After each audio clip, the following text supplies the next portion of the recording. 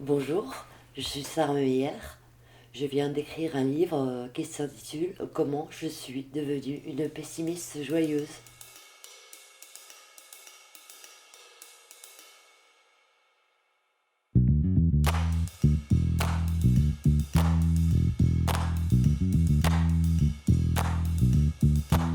Alors, pessimiste joyeuse, c'est une forme d'oxymore. C'est quelque chose qui me définit depuis ma naissance, depuis toujours, parce que j'ai toujours été tout et son contraire.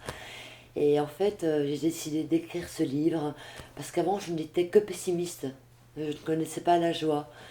Et je me suis rendu compte que plus on allait mal, plus on touchait le fond, plus on pouvait en rire.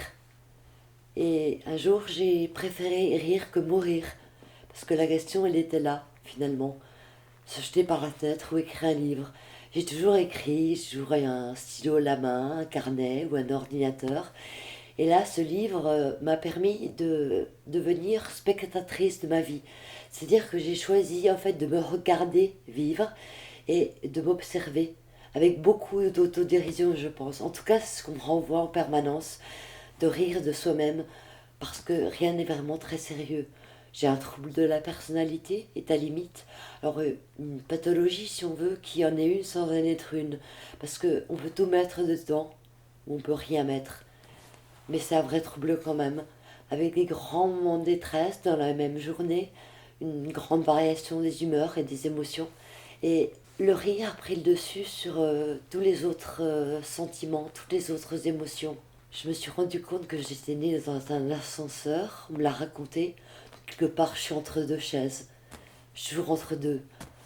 L'état limite, il est entre deux, entre la psychose et la névrose. Je suis entre la croyance et la mécréance. Euh, je suis tout et son contraire. Et je pense que je suis pas la seule à être comme ça. Et écrire ce livre, pour moi, c'est aussi l'occasion de donner à d'autres l'occasion de se voir en miroir. Il y a aussi un sujet qui me tient à cœur, c'est le fait de déstigmatiser le trouble de la personnalité et l'alcoolisme. Parce que j'ai bu pendant de longues années pour anesthésier la maladie. C'est-à-dire qu'avant, je ne connaissais que deux états, le manque et l'ivresse.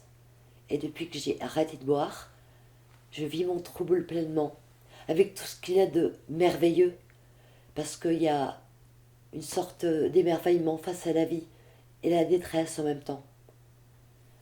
Et vivre pleinement est un choix qui se paye cher, mais qui vaut le coup, parce que c'est se donner le droit d'être soi-même, enfin. Et par rapport à l'alcool, je voulais le dire à tous ceux qui ont du mal à s'en sortir, ceux qui sont déjà arrivés à un niveau grave de consommation, on peut s'en sortir. Et souvent derrière, il y a un mal-être psychique qui se réveille quand on arrête de boire. Et ce mal-être psychique n'est pas qu'un handicap, il peut être aussi une force. Parce qu'on est dans un monde où on doit être normé, on doit tous être un peu pareil, rentrer dans le moule. Mais il faut accepter de ne pas rentrer dans le moule et de sortir du cadre. C'est pas un drame d'être différent. Comment je suis devenue une pessimiste joyeuse retrace donc mon parcours un peu depuis l'enfance jusqu'à aujourd'hui, mais à la lumière d'aujourd'hui. Donc en tant que spectatrice de ma vie, comme par une sorte de dissociation volontaire. Et j'invite tout le monde à faire ce parcours introspectif et à prendre de la distance avec soi-même.